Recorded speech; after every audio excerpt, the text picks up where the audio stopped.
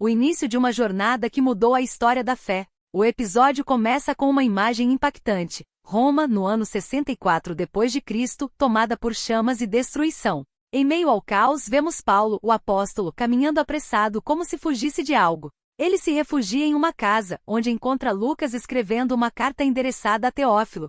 Paulo pergunta se o amigo já finalizou o documento, e Lucas responde que está nas últimas linhas, concluindo o relato da última viagem que fizeram juntos.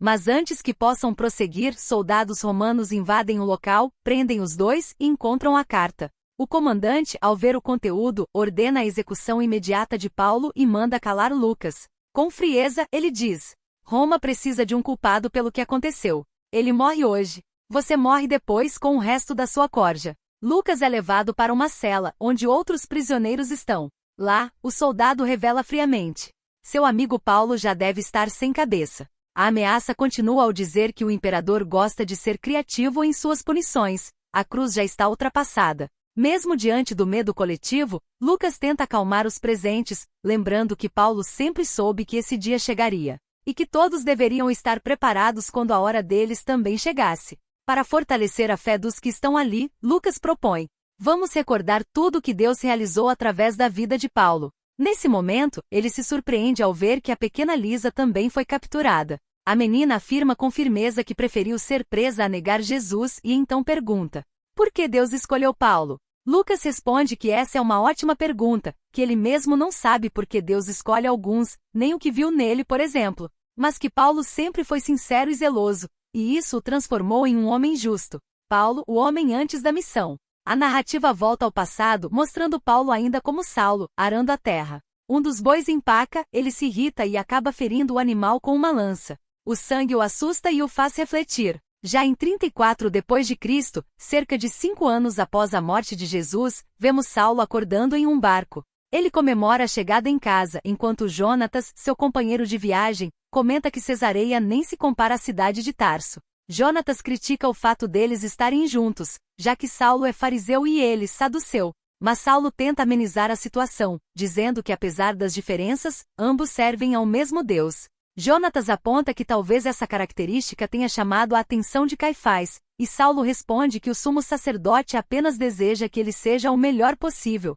o que ele vê como algo positivo. Eles são recebidos por João, que diz que o cunhado de Saulo, Nataniel, pediu para buscá-los, pois Jerusalém passou por alguns acontecimentos recentes. Lucas, ainda na cela, relata como naquela época, enquanto Saulo ainda era conhecido por esse nome, os apóstolos realizavam milagres entre o povo, o que despertou a inveja do sumo sacerdote que os mandou prender. Mas naquela mesma noite, um anjo do Senhor libertou os apóstolos, instruindo-os a voltar ao templo e continuar pregando. Indignado com a desobediência, o sumo sacerdote os levou ao sinédrio, onde foram questionados sobre como escaparam. Alguém mencionou o anjo, o que gerou zombarias.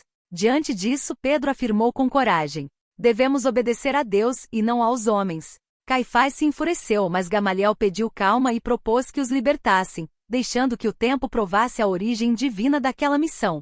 Caifás concorda parcialmente, mas ordena que eles sejam açoitados como advertência. E assim Pedro, Tiago e Barnabé são punidos publicamente. Conflito familiar e descobertas amargas. Enquanto isso, Saulo retorna a Jerusalém e reencontra sua família e sua noiva Gabriela. Ele traz presentes e diz que está pronto para se casar e iniciar sua carreira no Sinédrio, mas percebe algo estranho no ar. Gabriela está distante, e ao questionar o motivo, descobre que ela tem se aproximado dos seguidores de Jesus. A revelação provoca uma reação intensa. Saulo se sente traído e diz que não permitirá que Gabriela continue com essas pessoas, pois acredita que são contra o verdadeiro Deus. Gabriela tenta se justificar, mas ele está determinado. Mais tarde, Saulo vê Gabriela saindo e decide segui-la até uma reunião cristã secreta. Lá, encontra Pedro, Estevão e outros discípulos. Ele confronta todos, chamando-os de enganadores e hipócritas.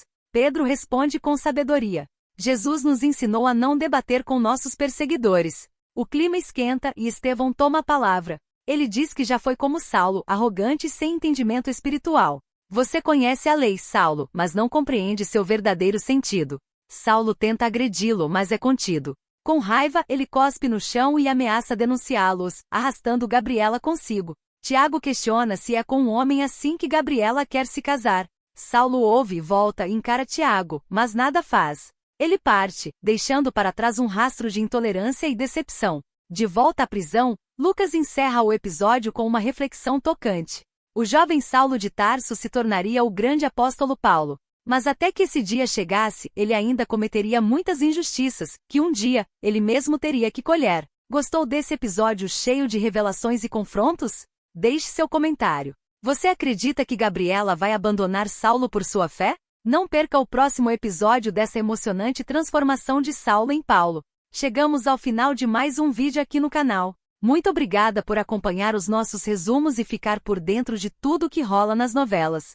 Se você gostou, não esqueça de deixar o like, se inscrever no canal e ativar o sininho para não perder nenhuma novidade. Nos vemos no próximo resumo. Até lá!